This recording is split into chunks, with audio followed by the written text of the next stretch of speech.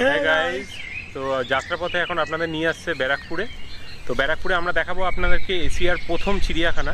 তো চলুন ভেতরে যাওয়া যাক, এটা আমাদের ঠিক পেছনেই, ভেতরটা আপনাদের ঘুরিয়ে দেখাই। সাবস্ক্রাইব করুন যাত্রাপথে ইউটিউব চ্যানেলটিকে এবং পাশের বেল আইকনটি প্রেস করুন নতুন ভিডিও সবার আগে পাওয়ার জন্য।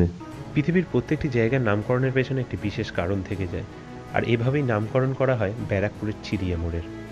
এশিয়ার প্রথম চিড়িয়াখানা 1802 থেকে 1803 খ্রিস্টাব্দের মধ্যে তৈরি করা হয়েছিল ব্যারাকপুরের বর্তমান লাটবাগানের ভেতরে।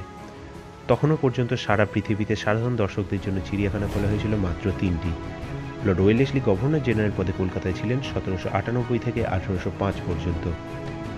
লর্ড ওয়েলেসলির মনে হয়েছিল এশিয়ার ব্রিটিশ উপনিবেশগুলিতে যেসব পশু পাখি পাওয়া যায় তাদের একটি বিজ্ঞানসম্মত ও রঙিন ছবিওয়ালা বিস্তারিত বিবরণ তৈরি করা প্রয়োজন, কারণ ইউরোপীয় বিদ্বজনেদের এ বিষয়ে জ্ঞান ছিল অসম্পূর্ণ। যেমন ভাবা ঠিক তেমনি কাজ, শুরু করলেন এশিয়ার প্রথম প্রকৃতি গবেষণা, ন্যাচারাল হিস্ট্রি অফ ইন্ডিয়া। প্রাণী সংগ্রহ করা শুরু হলো। গবেষণার জন্য সংগৃহীত এইসব পশু পাখি নিয়েই শুরু হয়েছিল ব্যারাকপুরের চিড়িয়াখানা। 1805 সালে লর্ড ওয়েলেসলি ও ফ্রান্সিস বুকানন ইংল্যান্ডে ফিরে গেলে ব্যারাকপুরের প্রথম প্রকৃতি গবেষণা কার্যক্রম বন্ধ হয়ে যায়। চিড়িয়াখানাটি কিন্তু থেকে যায় আরও 75 বছর। আজও বিশ্বের ন্যাচারাল হিস্ট্রি চর্চার ইতিহাসে ব্যারাকপুরে স্থাপিত প্রথম প্রকৃতি গবেষণা কার্যক্রমের কথা উল্লেখিত হয়। বিভিন্ন তথ্যাদির ঘেঁটে জানা যায় এখানে ছিল পেলিকান, সারস, ফ্লেমিঙ্গো, উট পাখি, ক্যাশুয়ারি, জাভার, পায়রা, বাঘ, ভাল্লুক। এছাড়াও 1817 থেকে 1819-এর মধ্যে লর্ড হেস্টিংসের আমলে তৈরি করা হয় এক নতুন পাখিশালা, আর 1822 সালে তৈরি করা হয় একটি পশুশালা।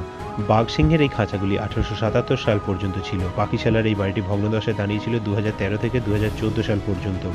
আজ ব্যারাকপুর চিড়িয়ামোড়ে হেস্টিংস চিড়িয়াখানার আর কোনো চিহ্নই নেই। 1823 সালে লর্ড হামাস জানাচ্ছেন চিড়িয়াখানায় রয়েছে তিব্বতী বাইসন, দক্ষিণ আফ্রিকার গাধা, বাঘ, ভাল্লুক, লেপার্ড, এমনকি চিতা, শ্লথ ভাল্লুক, সাদা বাঁদর, বেবুন, জিরাফ পর্যন্ত দেখা যেত এই চিড়িয়াখানায়। ব্যারাকপুর চিড়িয়াখানার জন্তু জানোয়ার সেই সময় সাধারণ বাঙালির কেমন লেগেছিল তা প্রকাশিত হয়েছিল 1831-এর সমাচার দর্পণে। রাজা সপ্তম এডওয়ার্ড 1876 সালে আলিপুর চিড়িয়াখানার উদ্বোধন করেন।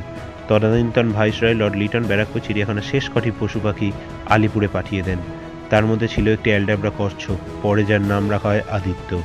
ব্যারাকপুর চিড়িয়াখানার শেষ নিদর্শন এই প্রাণীটি 2006 সালে আলিপুর চিড়িয়াখানায় মারা যায়।